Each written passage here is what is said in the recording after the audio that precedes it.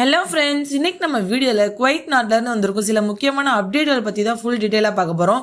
சில பகுதிகளில் தண்ணீர் விநியோகம் குறைவாக இருக்கிறது பற்றியும், ரமலான் கடைசி நாட்களில் கடைகளின் புதிய டைமிங், குவைத்தில் தற்போதைய நிலைமை எப்படி உள்ளதுன்றதை பற்றியும், குவைத் விமான நிலையம் மூடப்பட்டதால் பயண பிரச்சனைகள், சவுதி வழியாக எப்படி பயணம் செய்யலாம், இந்த தகவல்கள் எல்லாமே ரொம்பவே முக்கியமானது. வீடியோவை ஸ்டார்டிங்லேருந்து எண்டிங் வரைக்கும் ஸ்கிப் பண்ணாமல் பாருங்கள்.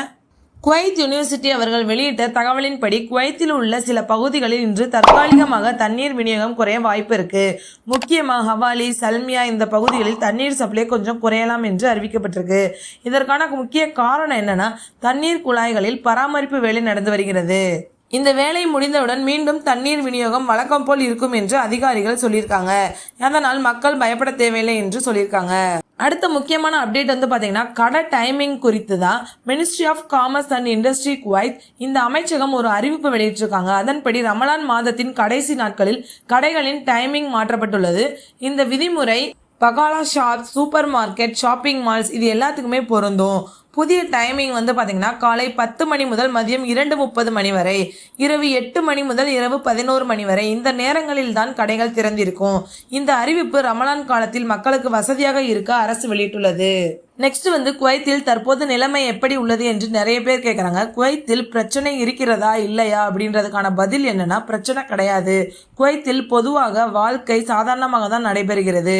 மக்கள் அவங்களுடைய தினசரி வேலைகளை வழக்கம் போல் செய்து வராங்க.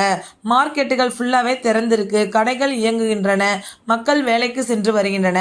அதாவது பெரிய அளவிலான பதற்றம் கிடையாது. ஆனால் ஒரு முக்கிய பிரச்சனை மட்டும் இருக்கு. அது என்னன்னா, குவைத் இன்டர்நேஷனல் ஏர்போர்ட் இந்த விமான நிலையம் தற்போது மூடப்பட்டிருக்கு.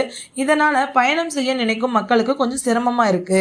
குறிப்பாக இந்தியா, பாகிஸ்தான், நேபாள, பங்களாதேஷ் இந்த நாடுகளுக்கு செல்ல நினைக்கும் மக்களுக்கு பிரச்சனையா இருக்கு. இந்த பிரச்சனைக்கு ஒரு தீர்வு இருக்கு. அது என்னன்னா, சவுதி அரேபியா இந்த நாட்டின் வழியாக பயணம் செய்யலாம்.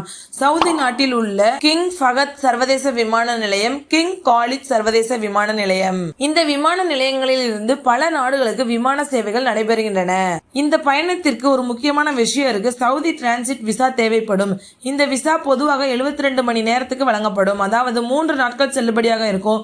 இந்த விசாவை பெற்று சவுதி சென்று நீங்க அங்கிருந்து உங்கள் நாட்டிற்கு பயணம் செய்யலாம். ஃப்ரெண்ட்ஸ், இதுதான் குவைத்ல இருந்து வந்துள்ள மிக முக்கியமான அப்டேட்டுகள். இந்த தகவல் உங்களுக்கு ரொம்பவே யூஸ்ஃபுல்லா இருக்கும்னு நினைக்கிறேன். மறக்காம நம்ம சேனலை சப்ஸ்கிரைப் பண்ணிக்கோங்க. தேங்க்யூ.